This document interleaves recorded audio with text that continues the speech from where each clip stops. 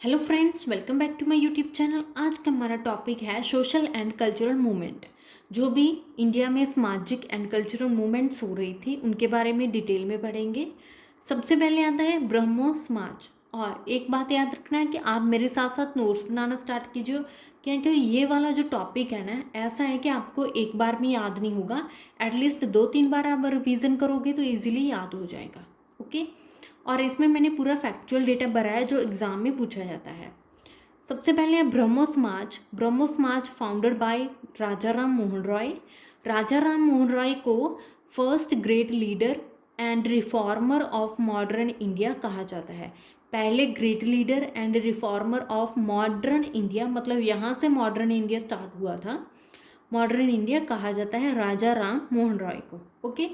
राजा राम मोहन राय जी ने स्टार्ट किया था आत्मीय सभा 1814 में, ब्रह्मो सभा 1828 में, ब्रह्मो समाज 1830 में। इन तीनों को आपने याद रखना है। आगे आता है क्रिटिसाइज्ड सोशल इवल्स। राजा राम मोहन राय जी ने हमेशा से क्रिटिसाइज किया था, आलोचना की थी जितनी भी सामाजिक कुरीतियाँ थी, ठीक है, वुमेन को लेकर, जब बाकी की जो अंधविश्वासी रूढ़िवादी बनी मिथ्यास बनी हुई थी, तो उन सब जो सामाजिक कुरीतियाँ का खंडन किया था राजा राम मोहन राय जी ने। ओके। आगे इम्पॉर्टेंट है हिज जर्नल्स, मतलब राजा राम मोहन राय जी के जो न्यूज़पेपर थे कुछ, उनके बारे में यहाँ से इम्पॉर्टेंट है ये, क्योंकि डायरेक्ट क्वेश्चन आता है। संवाद कौमुदी जो 1819 में था, परसेप्ट्स ऑफ जीसस 1820, तो ये दोनों न्यूज़पेपर आए थे, संवाद कौमुदी, ठीक है, एंड परसेप्ट्स ऑफ जीसस। याद रखना है किसके हैं ये, राजा राम मोहन राय जी के। ओके। Gifted language. अब राजा राम मोहन राय जी को गिफ्टेड लैंग्वेज क्यों कहा जाता है, क्योंकि इनको बहुत सारी लैंग्वेज आती थी। New more than dozen language, 12 से ज़्यादा लैंग्वेज आती थी राजा राम मोहन राय जी को। ओके। जो मेन थी Sanskrit, Persian, Arabic, English, French, Greek, ये सारी लैंग्वेज आती थी। 12 से ज़्यादा लैंग्वेज जानते थे राजा राम मोहन राय जी। इसीलिए इनको गिफ्टेड लिंग्विस्टिक कहा जाता है, कि इनको गिफ्ट में मिली है लैंग्वेज की, इनकी बहुत सारी लैंग्वेज आती है। ओके। आगे आता है oppose to Sanskrit system of education. तो राजा राम मोहन राय जी ने हमेशा से खंडन किया था, ऑपोजिट थे संस्कृत सिस्टम ऑफ एजुकेशन, मतलब जो एजुकेशन है उसमें आपको संस्कृत सिस्टम नहीं होना चाहिए, मतलब संस्कृत लैंग्वेज में नहीं होनी चाहिए। इन्होंने कहा था कि जो एजुकेशन है वो इंग्लिश में नहीं होनी चाहिए, कि आपको इंग्लिश सिखाई जाए, ता जो आप इंडिया से बाहर किसी कंट्री में जाओ तो आप कन्वर्सेशन कर सको, किसी के साथ कम्युनिकेशन कर सको, ठीक है। अगर हम इंग्लिश नहीं सीखेंगे ना तो पीछे रह जाएंगे, हमें कुछ पता ही नहीं चलेगा, बाहर की दुनिया का नहीं पता चलेगा, हम कहीं पे जा नहीं सकेंगे, बातचीत नहीं कर सकेंगे। तो ये चीज़ इनके माइंड की जो सोच थी ये थी कि इंग्लिश की लैंग्वेज की जो एजुकेशन वो मिलनी चाहिए rather than Sanskrit system. Okay. आगे आता है founded Hindu college in Kolkata 1817 में।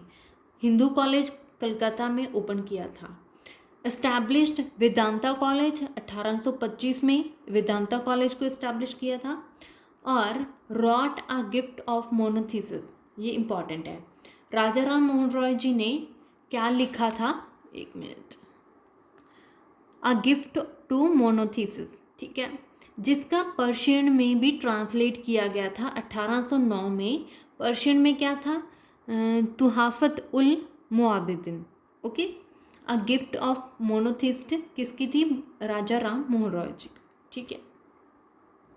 आगे आता है इनके टाइम पीरियड में दो मेन लीडर थे, ठीक है, देवेंद्र नाथ टैगोर एंड केशव चंद्र सेन जी, ठीक है, जो बाद में उनका स्प्लिट हो गया था, मतलब उन्होंने अपनी अलग अलग ऑर्गेनाइजेशंस बना ली थी। दो मेन लीडर कौन थे ये आपने याद रखना है। देवेंद्र नाथ टैगोर, जिन्होंने फाउंड किया था तत्वा बोधनी सभा को, ठीक है, ये क्वेश्चन यहाँ से पूछा जाता है कि तटवा बोधिनी सभा के फाउंडर कौन थे, तो देवेंद्र नाथ टैगोर जी थे। ओके। केशव चंद्र सेन जी ने ब्रह्मो समाज ऑफ इंडिया, ये वाली अपनी ऑर्गेनाइजेशन बना ली थी, ब्रह्मो समाज ऑफ इंडिया केशव चंद्र सेन की। ओके। तो यहाँ तक था ब्रह्मो समाज। उसके बाद हम पढ़ेंगे आर्य समाज। मैं ज़्यादा रिपीट नहीं कर रही हूँ क्योंकि वीडियो ज़्यादा लंबी हो जाएगी, इसमें बहुत ज़्यादा डेटा है, बहुत ज़्यादा कंसेप्चुअल है जो आगे मैंने पढ़ाना है, तो इस ज़्यादा वीडियो लंबी ना हो जाए इसलिए मैं फटाफट चल रही हूँ। ओके, आर्य समाज में क्या है? Arya Samaj founded by Swami Dayanand Saraswati 1875 Bombay. तो आर्य समाज को दयानंद सरस्वती जी के द्वारा 1875 में बॉम्बे में फाउंड किया गया था। ओके, अब दयानंद सरस्वती जी का जन्म हुआ था 1824 में काठियावाड़ गुजरात में, और दयानंद सरस्वती का ओरिजिनल नेम क्या था? मूला शंकर। ये कई बार क्वेश्चन पूछा जाता है कि ओरिजिनल नेम क्या था? मूला शंकर। ठीक है, दयानंद सरस्वती का मोटो क्या था? Go back to the Vedas. इनका था कि वेदा के पास जाओ, मतलब बैक टू वेदास, और उनको रीड आउट करो, पढ़ो, उनसे ज्ञान लो। ठीक है, ये इनका मोटो था। आगे आता है अपोज्ड, मतलब किस चीज़ का विरोध कर रहे थे दयानंद सरस्वती जी? तो स्वामी दयानंद सरस्वती जी ने अनटचेबिलिटी का, मतलब छुआछूत का, ठीक है, कास्ट डिस्क्रिमिनेशन, जो जाति भाव होता है, भेदभाव होता है, चाइल्ड मैरिज का, बाल विवाह का, इन सब चीज़ों का जो भी सामाजिक कुरीतियाँ थी, सोशल इवल्स थे, इनका हमेशा से खंडन किया था।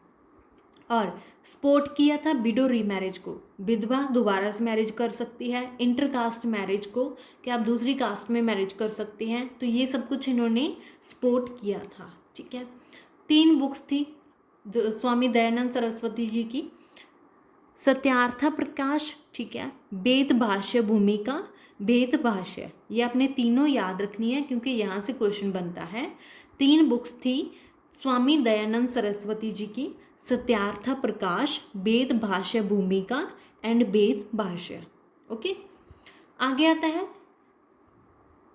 स्वामी दयानंद सरस्वती ने शुद्धि आंदोलन, इसका भी स्टार्ट किया था। ठीक है, शुद्धि आंदोलन किसने किया था? स्वामी दयानंद जी ने।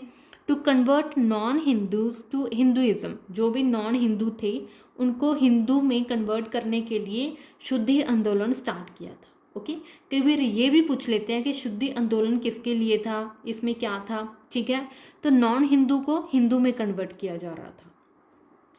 लीडर्स कौन थे इनके टाइम में? लाला हंसराज जी 1886 में, इन्होंने डीएवी स्कूल को ओपन किया था लाहौर में। ठीक है, लाहौर में डीएवी स्कूल को ओपन किया था लाला हंसराज जी ने 1886 में, यह आपने याद रखना है। ठीक है, आगे कुछ छोटे छोटे टॉपिक्स हैं जिनका सिर्फ हमने फाउंडरी याद रखना है, ज़्यादा कुछ नहीं है। धर्म सभा फाउंड की गई थी under the leadership of Radhakant Deb 1830 में। ठीक है, played important role in promoting western education even to girls. तो राधाकांत देव जी ने फाउंड की थी धर्म सभा। इनका जो मेन इम्पॉर्टेंट रोल था वो था कि एजुकेशन सिस्टम को प्रमोट करना, वेस्टर्न एजुकेशन को प्रमोट करना, इवन टू गर्ल्स की, लड़कियों को भी एजुकेशन मिलनी चाहिए। ओके, आगे आता है परमहंसा मंडली। परमहंसा मंडली फाउंड की गई थी दडोबा पांडुराम एंड बाल शास्त्री जावेदकर जी के द्वारा 1849 में। ये आपने याद रखना है। परमहंसा मंडली किसके द्वारा फाउंड की गई थी? दादोबा पांडुराम एंड बाल शास्त्री जी के द्वारा। ओके, और ये बिलीव करते थे वन गॉड में, मतलब एक ही गॉड है, एक सुप्रीम गॉड में बिलीव करते थे।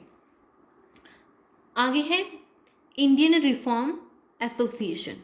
इंडियन रिफॉर्म एसोसिएशन को फाउंड किया था केशव चंद्र सेन के द्वारा कलकत्ता में 1870 में। Okay, worked in promoting social status of women, कि समाज में औरतों की जो स्थिति है उसको प्रमोट करने के लिए, समाज में औरतों की स्थिति को सुधारने के लिए काम किया था। केशव चंद्र सेन जी ने कलकत्ता में फाउंड की थी इंडियन रिफॉर्म एसोसिएशन। ओके, आगे आता है Deccan education society. Deccan education society में क्या है? फाउंड की गई थी एमजी रनाडे जी के द्वारा, जीजी अग्रकर, बीजी चिबंदकर, चिपडोनकर के द्वारा। ठीक है, आप ये याद रखना है, एमजी, जीजी, बीजी, इनके द्वारा डेक्कन एजुकेशन सोसाइटी को फाउंड किया गया था पुणे में 1884 में। ठीक है, तो इतना सा टॉपिक था जो हमारा पार्ट 1 था ये सोशल रिफॉर्म्स का। ठीक है, पार्ट 2 हम कल करेंगे। इसमें कुछ नहीं है ज़्यादा, आपने याद रखना है कि वो किस चीज़ को प्रमोट कर रहे थे, क्या चीज़ें उन्होंने फाउंड की थी, कौन से एसोसिएशन बनाई थी, ठीक है। एक दो बार रिवीजन करोगे तो अच्छे से आपको याद हो जाएगी। लेकिन यहाँ से डायरेक्ट क्वेश्चन आते हैं ये वाले पार्ट से, ओके। अगर आपको मेरी वीडियो कंटेंट अच्छा लगे तो please like share and subscribe my YouTube channel. Thank you.